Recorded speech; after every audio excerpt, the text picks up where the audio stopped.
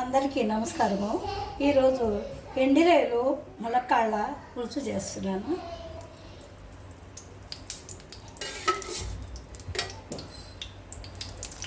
ముందుగా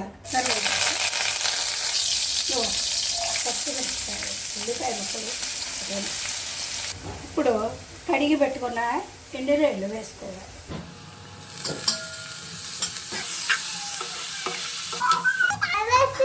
స్పూను పసుపు వేసుకోవాలి.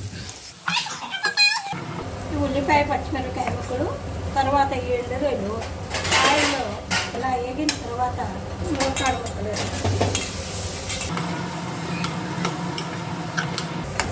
స్పూను కారం, చిన్న స్పూన్ కాబట్టి 2 స్పూన్లు సాల్ట్, ధనియాలు, కొద్దిగా జీలకర్ర పొడి వేసుకోవాలి.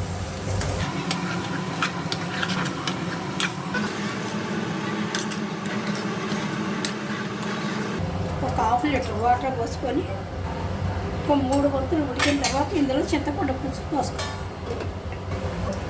సో ఉడికింది, ఇప్పుడు చింతపండు పులుసు పోసుకోవాలి. వంతులు మరిగే వరకు ఉడికించుకోవాలి.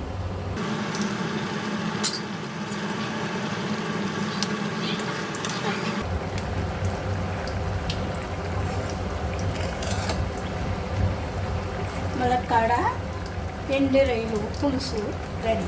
మీరు కూడా ఇలా ఒకసారి ప్రయత్నించండి, చాలా బాగుంటుంది.